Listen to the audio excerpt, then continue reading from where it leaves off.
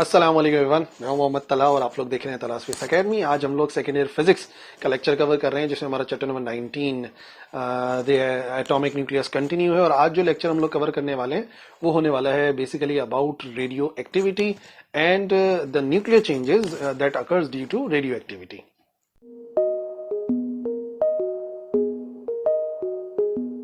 तो देखो, बात है 1896 की, जब एक साइंटिस्ट हेनरी बेक्यूरेल जो कि स्टडी कर रहा था फ्लोरोसेंट यानी कि चमकने वाले एक मिनरल पर, और वो मिनरल था यूरेनियम। तो वो स्टडी कर रहा था इफेक्ट ऑफ एक्सरेज वगैरह जो कि ऑलरेडी 1895 में विलियम रोएंटजेन ने डिस्कवर कर ली थी। बहरहाल, तो 1896 में जब वो ये हमारा हेनरी बेक्यूरेल स्टडी कर रहा था, तो स्टडी करने के दौरान ही उसने क्या किया कि एक रात यूरेनियम को जो है वो एक ब्लैक पेपर में करके और फोटोग्राफिक प्लेट्स के साथ रख दिया। अच्छा, जब नेक्स्ट डे आके देखा तो ये देखा कि जो फोटोग्राफिक प्लेट्स थी उनके ऊपर कुछ निशानात आ रहे थे। तो निशानात आने का क्या मतलब है? निशानात आने का मतलब यही निकलता है कि वो जो मिनरल, वो जो चीज उसने रखी थी जो कि एक्चुअली यूरेनियम थी, उससे कुछ रेडिएशंस निकली है और जो है वो फोटोग्राफिक प्लेट से जाके टकराई, तो फोटोग्राफिक प्लेट के ऊपर निशानात आ गए। तो जो हेनरी बेक्यूरेल था वो ये इस नतीजे पे पहुंचा कि भाई ये जो यूरेनियम है इसकी खास बात ये है कि ये रेडिएशन को रिलीज करता है, ठीक है ना। और फिर उस पर स्टडी चलती रही। अच्छा, तकरीबन 2 साल के बाद जो है वो एक और जो एलिमेंट है वो डिस्कवर हुआ जो कि रेडियम था। और वो डिस्कवर करने वाले हस्बैंड वाइफ थे जो कि मैरी क्यूरी और पेरी क्यूरी, ये थे। इन्होंने जो है वो एक और एलिमेंट डिस्कवर करा, रेडियम, जो कि बिल्कुल ऐसी प्रॉपर्टी शो करता है, चमकता है और फोटोग्राफिक प्लेट के ऊपर निशानात आते हैं। और रेडियम तो आप लोगों ने देखा भी होगा, आमतौर पर स्विचेस इस्तेमाल होते हैं घरों के अंदर जो अंधेरे में चमकते हैं, ठीक है ना। तस्बीह होती है, अंधेरे में चमकती है। घड़ी होती है, अंधेरे में चमकती है। सुइयां जो है वो रेडियम से बनी होती है। तो वही रेडियम जो है वो डिस्कवर किया था मैरी क्यूरी ने, और नोबेल प्राइज भी मिला था रेडियो एक्टिविटी को स्टडी करने में।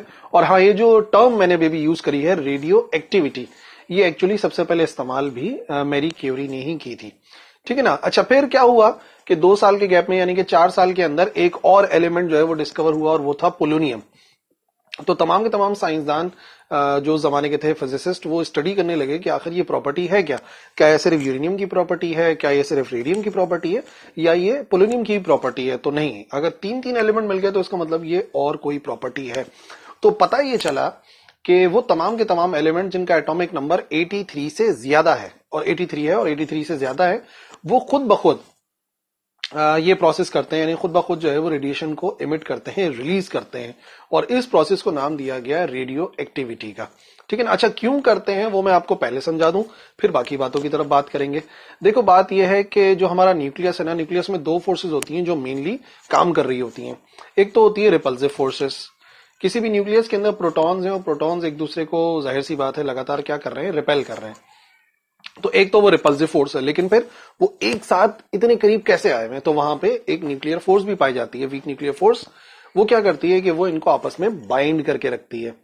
तो अब 2 फोर्सेस काम कर रही हैं। एक है न्यूक्लियर फोर्स जो कि उन्हें जोड़े रखना चाह रही है, एक है पॉजिटिव की रिपल्सिव फोर्स जो कि उन्हें अलग करना चाह रही है।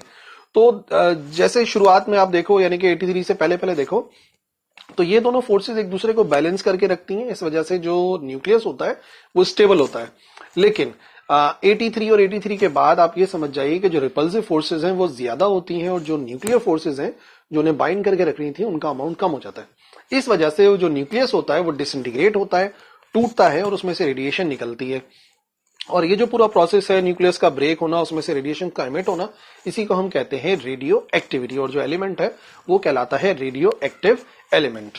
तो डेफिनेशन क्या बनेगी नेचुरल रेडियो एक्टिविटी की? The spontaneous disintegration of nuclei of elements having atomic number greater than 83, यानी कि जो खुद ब खुद टूटना होता है न्यूक्लियस का किसी भी एलिमेंट के, और वो तमाम के तमाम एलिमेंट जिनका एटॉमिक नंबर 83 या 83 से ज्यादा है। तो वो जो ब्रेक होते हैं, जो टूटते हैं, दरअसल वही प्रोसेस, और ये स्पॉन्टेनियस काम होता है। स्पॉन्टेनियस का मतलब ये काम जो है वो खुद ब खुद होता है। तो इसी वजह से मैंने यहाँ पे लिख दिया नेचुरल रेडियो एक्टिविटी, बिकॉज आज हम 83 से कम वालों को भी रेडियो एक्टिव कर सकते हैं, उनसे रेडियो एक्टिविटी करवा सकते हैं, बट जो नेचुरली अकरिंग है वो होता है ग्रेटर देन 83।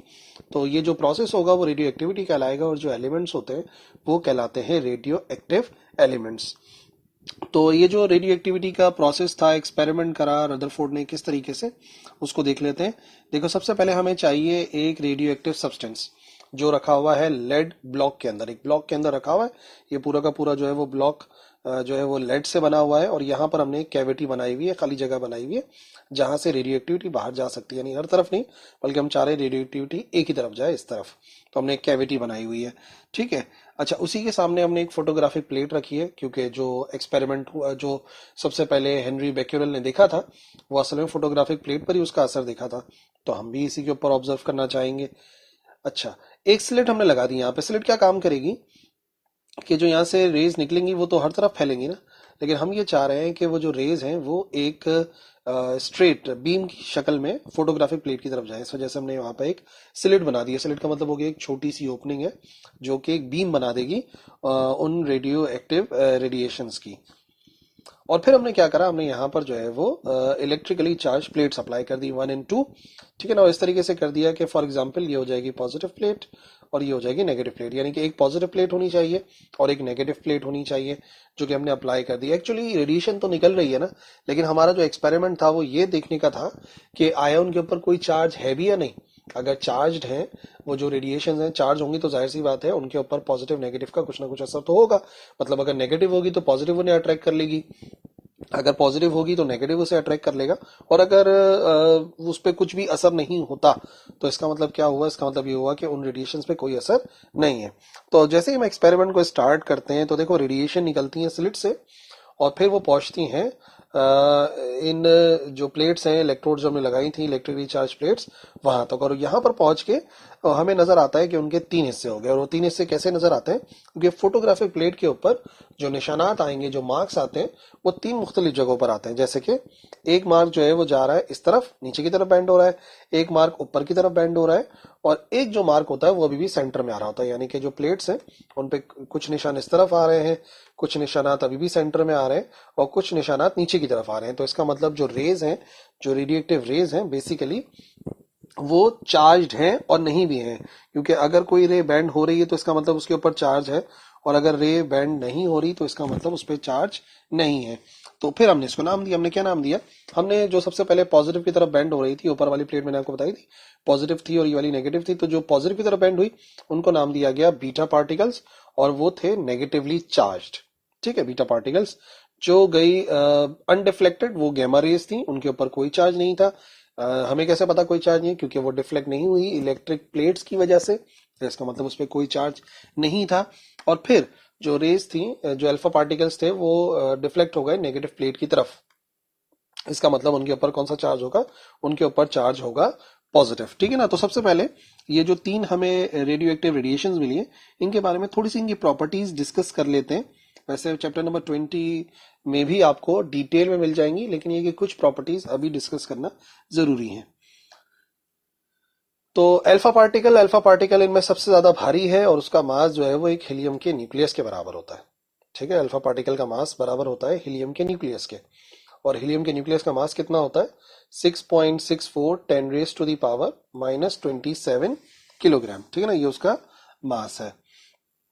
और बीटा पार्टिकल जो है वो उसके लिहाज से लाइटर है, और लाइटर है तो आप देख सकते हो यहाँ पर उसका जो मास है वो किसके बराबर है, उसका मास बराबर है इलेक्ट्रॉन के, ठीक है ना। एक इलेक्ट्रॉन के मास के बराबर इलेक्ट्रॉन का मास होता है 9.1 10⁻⁻31, यानी कि अच्छा खासा फर्क है अल्फा पार्टिकल और बीटा पार्टिकल के मासेस के दरमियान में, ठीक है ना। यानी ऐसा समझ लो कि अल्फा पार्टिकल जो है ऑलमोस्ट 10,000 गुना ज्यादा हैवी है as compare to beta particle.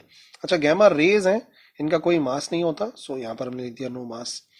अच्छा, चार्ज ऑलरेडी हमें पता लग चुका है कि जो अल्फा पार्टिकल है उसके ऊपर चार्ज कौन सा है, अल्फा पार्टिकल के ऊपर चार्ज है पॉजिटिव, और कितना होता है, तकरीबन 2 प्रोटॉन के बराबर का होता है। जो यहाँ पे लिखा हुआ भी है, कितना लिखा हुआ है, 3.34 10⁻⁻19 कूलम। बीटा पार्टिकल जस्ट एक इलेक्ट्रॉन ही है, तो उसके ऊपर चार्ज एक इलेक्ट्रॉन के बराबर का होता है 1.6 10⁻⁻19 कूलम। और गैमा रेज है, उनके ऊपर कोई चार्ज नहीं है, ठीक है। तो यहाँ पे हम लिख देंगे नो चार्ज। अच्छा, स्पीड 10⁻⁷ है, और बीटा पार्टिकल की 10⁻⁸ है, गैमा रेज की 3 एक्सपोनेंट 8 है, यानी सबसे ज्यादा जो स्पीड है वो गैमा रेज की है, सबसे सबसे कम जो स्पीड है वो अल्फा पार्टिकल की है, ठीक है, और जिसकी स्पीड ज्यादा तो याद रखो उसकी पेनेट्रेशन पावर भी ज्यादा। अच्छा, अगर ये नहीं समझ में आई अभी बात तो मैं बता रहा हूँ चैप्टर नंबर 20 के प्लेलिस्ट में जाकर ना ये जो मैंने डिटेल में समझाया वहां जाके देख लो। लेकिन आज जो मेरा मकसद था ना वो एक्चुअली मास और चार्ज को दोबारा से डिस्क्राइब करना था। ठीक है ना, तो ये जो बाकी प्रॉपर्टीज हैं, पेनेट्रेशन, आयनाइजेशन और फ्लोरोसेंस, इनकी डिटेल बिल्कुल वो चैप्टर नंबर 20 वाली प्लेलिस्ट में जाके देख सकते हो, वहां पर जाके और क्लियर हो जाएगा। फिलहाल चार्ज और मास को लेते हुए आगे बढ़ते हैं। तो क्या क्या चेंजेस अकर होते हैं किसी भी न्यूक्लियस के अंदर अगर अल्फा, बीटा या गैमा इमिट होता है, तो न्यूक्लियर चेंजेस के इस टॉपिक के अंदर मैं आपको समझाता हूं। सबसे पहले आप जो समझने वाली बात है जिसको याद रखना है वो ये है कि जो अल्फा पार्टिकल है ना, दरअसल उसका मास बराबर है एक हीलियम के न्यूक्लियस के। हीलियम के न्यूक्लियस का मतलब हो गया उसके पास दो प्रोटॉन्स होते हैं, एक और दो ही न्यूट्रॉन्स होते हैं। इसी वजह से एटॉमिक नंबर होता है हीलियम का 2 और एटॉमिक मास होता है 4। जबकि अगर बीटा की बात करें तो बीटा दरअसल एक इलेक्ट्रॉन ही है, और इलेक्ट्रॉन है तो इसका मतलब उसका चार्ज तो होता है लेकिन उसका मास कुछ भी नहीं होता, मास जो है वो 0 होता है। और गैमा जो है वो दरअसल रेडिएशन है, यानी कि वो एनर्जी होती है, तो उसका कोई भी मास नहीं होता। इसको जहन में रखते हुए अब चलते हैं डी के समझने के लिए कि अगर अल्फा डी के होता है किसी भी न्यूक्लियस से, अल्फा इमिट होता है तो क्या फर्क पड़ता है उसके न्यूक्लियस पे। ये आ गया हमारे पास पेरेंट न्यूक्लियस। बिफोर डीके जो होता है ना उसको हम कहते हैं पेरेंट न्यूक्लियस, क्योंकि अभी डीके नहीं हुआ है तो पेरेंट न्यूक्लियस कहलाता है। यहाँ पर उसका सिंबल आता है, एटॉमिक नंबर नीचे लिखते हैं, एटॉमिक मास ऊपर लिखते हैं। ठीक है, ऑलरेडी मैं समझा चुका हूँ। तो अगर कभी भी अल्फा इमिट होता है तो अल्फा के इमिट होने के बाद कोई ना कोई तो एलिमेंट बनेगा, यानी कि उसमें से अगर एक हीलियम का न्यूक्लियस निकल गया, अल्फा निकल गया, तो कोई नया तो बनेगा। लेकिन क्या बनेगा वो बाद में देखते हैं, पहले आपको समझाता हूँ कि इमिट क्या होगा। इमिट होगा एक अल्फा पार्टिकल, और अगर अल्फा पार्टिकल है तो ये बात कंफर्म है एटॉमिक नंबर 2 होगा और एटॉमिक मास होगा बराबर 4 के। तो अब खुद देखो, यहां पर एटॉमिक मास था A, अब उसमें से 4 निकल गया है, और ये जो न्यूक्लियस था इसका एटॉमिक नंबर था Z, और उसमें से अब कितना निकल गया है, 2 निकल गया। अगर देखा जाए तो एटॉमिक मास 4 निकल गया और जो एटॉमिक नंबर था उसमें से 2 निकल गया। तो क्या बचेगा न्यूक्लियस में, न्यूक्लियस को हम शो करेंगे Y से, जो कि डॉटर न्यूक्लियस कहलाता है, और एटॉमिक नंबर में 2 की कमी आएगी क्योंकि 2 यहां से इमिट हो चुका है। तो देख लो Z में से 2 माइनस किया जाएगा और एटॉमिक मास में से 4 माइनस किया जाएगा क्योंकि 4 इमिट हो गया है। ठीक है ना, यानी कि जब भी अल्फा डीके होता है तो एटॉमिक नंबर में 2 की कमी आती है और एटॉमिक मास में 4 की कमी आती है, और बन जाता है ये हमारा डॉटर न्यूक्लियस। ये पेरेंट न्यूक्लियस था, ये आ गया डॉटर न्यूक्लियस, और इमिट क्या हुआ था, इमिट हुआ था एक अल्फा पार्टिकल जो कि एक्चुअली हीलियम के न्यूक्लियस के बराबर होता है। एक एग्जाम्पल के जरिए समझ लो इसी बात को। यूरेनियम की एग्जाम्पल कंसिडर कर लेते हैं। यूरेनियम इसका एटॉमिक नंबर 92 है और एटॉमिक मास है 238। ठीक है, तो क्या होता है, ये अल्फा डीके करता है। अल्फा डीके होने का मतलब इसमें से एक हीलियम इमिट होगा, एटॉमिक नंबर 2, एटॉमिक मास 4। तो हमने क्या सीखा था कि एटॉमिक नंबर में 2 की कमी आती है, एटॉमिक मास में 4 की कमी आती है, तो बन जाता है ये थोरियम। और थोरियम की खास बात ये है कि देख लो 92 में से कितना माइनस करा हमने, 2 माइनस करा तो 90 आ गया, और 238 में से हमने कितना माइनस करा, इसमें से हमने 4 माइनस करा, तो क्या आंसर आ गया 234। और 90 एक्चुअली किसका एटॉमिक नंबर होता है, वो होता है एटॉमिक नंबर ऑफ थोरियम। तो ये एक एग्जांपल हो गई हमारे अल्फा डीके की। इस तरीके से देख लो कि यूरेनियम था, एटॉमिक नंबर 92 था, एटॉमिक मास 238 था, रिएक्टिव न्यूक्लियस था, इसने रेडिएशन इमिट करी और नया न्यूक्लियस बन गया। जो नया न्यूक्लियस बनेगा वो दरअसल अब यूरेनियम नहीं रहेगा बल्कि वो कहलाएगा थोरियम। और जो रेडिएशन उसने इमिट करी दरअसल वो एक हीलियम का न्यूक्लियस था, 2 प्रोटॉन और 2 न्यूट्रॉन यहाँ पे नजर आ रहे हैं, जिसको हम अल्फा पार्टिकल भी कहते हैं। ठीक है ना, तो ये कहानी तो थी हमारे अल्फा डीके के साथ। अब बीटा डीके में क्या होता है, तो याद रखो पहले तो बीटा डीके 2 टाइप का होता है, बीटा पॉजिटिव भी इमिट होता है और बीटा नेगेटिव भी इमिट होता है। ठीक है, दोनों इमिट होते हैं।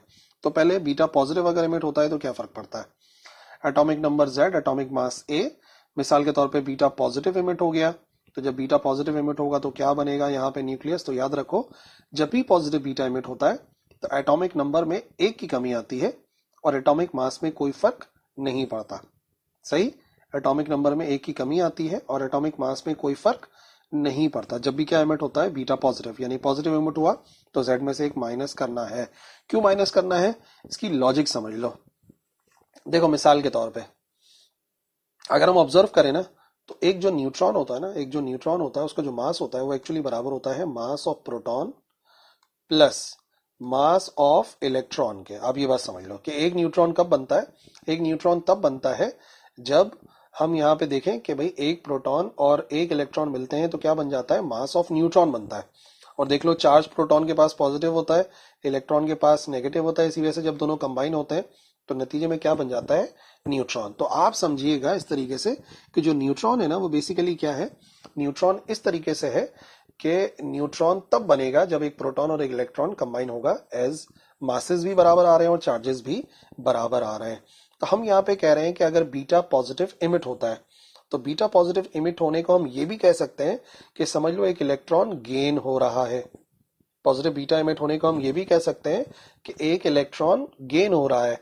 तो समझ लो अगर एक इलेक्ट्रॉन गेन होगा तो मैंने अभी आपको क्या समझाया, मैंने आपको समझाया कि एक इलेक्ट्रॉन और एक प्रोटॉन का मास अगर मिलाएं तो वो क्या बन जाता है, देख लो वो क्या बन गया, वो बन गया एक न्यूट्रॉन। बात समझी मेरी। ये जो प्रोटॉन था इसी में आके मैं आपको कह रहा हूं कि पॉजिटिव बीटा एमिट हुआ, इसका मतलब ये भी समझ लो कि एक इलेक्ट्रॉन एब्जॉर्ब हुआ। तो अगर ये प्रोटॉन इलेक्ट्रॉन को एब्जॉर्ब करेगा तो ये कन्वर्ट हो जाएगा न्यूट्रॉन में, ठीक है। और यहाँ पे हमने दिखा भी दिया कि बीटा पॉजिटिव एमिट हो रहा है, तो बीटा पॉजिटिव एमिट कराओ या आप इलेक्ट्रॉन को गेन कराओ, एक ही बात है। अच्छा, अब एटॉमिक नंबर बीटा पॉजिटिव की वजह से क्या हो रहा था, एटॉमिक नंबर में एक ही कमी आ रही थी। अब समझो मेरी बात, एटॉमिक नंबर क्या होता है, एटॉमिक नंबर होता है प्रोटॉन्स की तादाद। तो देख लो प्रोटॉन्स कितने हैं, 1 2 3 4, यहाँ पर है 4 प्रोटॉन, ठीक है। और एटॉमिक मास देख लो कितना है, एटॉमिक मास होता है इन सब की तादाद। तो क्या हो गया, ये 4 तो थे ऑलरेडी, 3 मिला दो तो कितने हो गए, एटॉमिक मास है इसका 7, जिस भी न्यूक्लियस की बात हो रही है एटॉमिक नंबर 4 है और एटॉमिक मास है 7। अब जो एक प्रोटॉन था वो किस में कन्वर्ट हो गया, वो न्यूट्रॉन में कन्वर्ट हो गया, ठीक है। तो अब देखो Z कितने रह गए, कितना रह गया एटॉमिक नंबर, एटॉमिक नंबर यहाँ पे 3 प्रोटॉन रह गए तो एटॉमिक नंबर हो गया 3। लेकिन एटॉमिक मास गिनो कितना है, एटॉमिक मास होता है टोटल, टोटल कितने पार्टिकल नजर आ रहे हैं, टोटल पार्टिकल अब भी नजर आ रहे हैं 7। तो याद रखो जब भी पॉजिटिव बीटा इमिट होता है तो एटॉमिक नंबर में एक ही कमी आती है बट एटॉमिक मास पे कोई भी फर्क नहीं पड़ता, ठीक है ना। ये तो हमने बताया आपको बीटा पॉजिटिव के बारे में। अब थोड़ा सा और देख लेते हैं इसको कि दूसरा इमिशन कौन सा हो रहा है। तो दूसरा इमिशन याद रखो कहलाता है beta negative emission. Beta negative क्या, ये आ गया Z और A, atomic mass A, atomic number Z। अगर इमिट हो रहा है हमारे पास बीटा नेगेटिव, तो बीटा नेगेटिव इमिट होने का मतलब क्या बनना चाहिए, एटॉमिक नंबर में एक का इजाफा होगा और एटॉमिक मास में कोई फर्क नहीं पड़ेगा। यानी कि जो अब हमारा डॉटर न्यूक्लियस बनेगा उसका एटॉमिक नंबर एक ज्यादा होगा, एटॉमिक मास में कोई फर्क नहीं पड़ेगा। कैसे नहीं पड़ेगा, तो दोबारा से आ जाओ फिगर के जरिए समझते हैं। देखो यहाँ पर ज्यादा आसान कर दिया हमने, 2 न्यूट्रॉन है और 1 प्रोटॉन है। बीटा इमिट होने का मतलब मैंने क्या बताया, बीटा इमिट होने का मतलब कि एक न्यूट्रॉन में से, एक न्यूट्रॉन में क्या क्या होता है, प्रोटॉन भी होता है और इलेक्ट्रॉन भी होता है, ठीक है। अब इसमें से क्या हो गया, इसने फॉर एग्जांपल इलेक्ट्रॉन को क्या कर दिया, इमिट कर दिया, तो सिर्फ क्या बच गया, सिर्फ बच गया प्रोटॉन।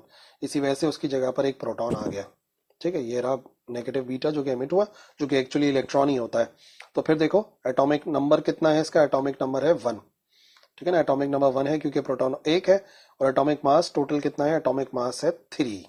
जबकि अभी प्रोटॉन्स की तादाद कितनी हो गई, प्रोटॉन्स की तादाद हो गई 2, यानी कि एटॉमिक नंबर हो गया 2 और एटॉमिक मास अब भी टोटल होता है और वो कितना है 3। तो याद रखो जब भी बीटा नेगेटिव इमिट होता है तो एटॉमिक नंबर एक बढ़ जाता है और एटॉमिक मास पे कोई फर्क नहीं पड़ता, ठीक है। एग्जाम्पल के जरिए भी समझ लेते हैं। बीटा माइनस डीके की एग्जाम्पल है, ये आ गया कार्बन, 6 प्रोटॉन है और 8 न्यूट्रॉन है कार्बन 14 में। और अगर वो बीटा माइनस इमिट करता है तो देखो क्या बन जाएगा, बन जाएगा नाइट्रोजन 14, ठीक है। और ये क्या है, कितने प्रोटॉन हो गए, 7 प्रोटॉन हो गए और 7 न्यूट्रॉन हो गए, ठीक है। और ये यहाँ पे हमने क्या इमिट करा, यहाँ पे हमने इमिट कर दिया है एक इलेक्ट्रॉन को।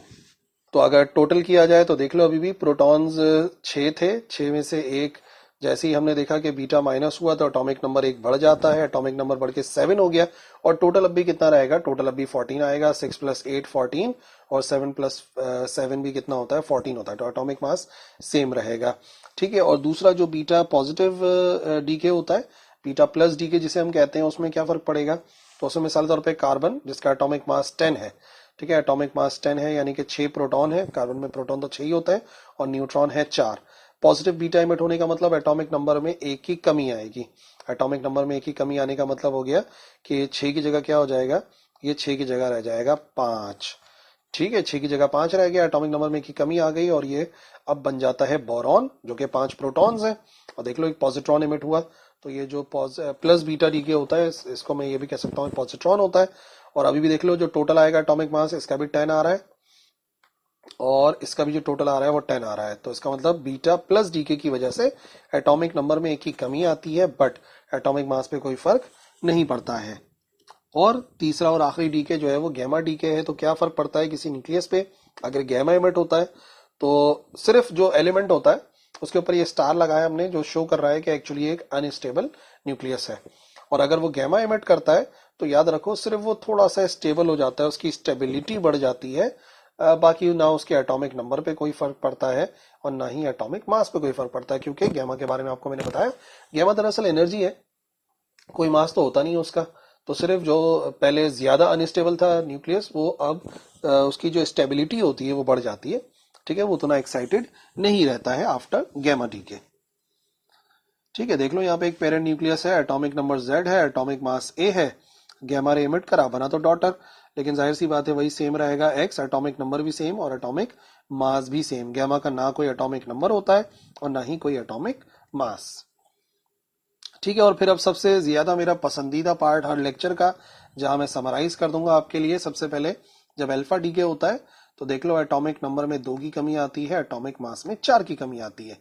और जैसे ये नजर आ रहा है यहाँ पर, ये निकल गया यहाँ से, ये निकल गया, तो atomic number decreases by 2, atomic mass decreases by 4 हो जाता है। सेकेंड डीके जो है वो बीटा डीके है, बीटा डीके के अंदर दोनों होते हैं, लेकिन अभी मैं आपको नेगेटिव वाला समझा रहा हूँ।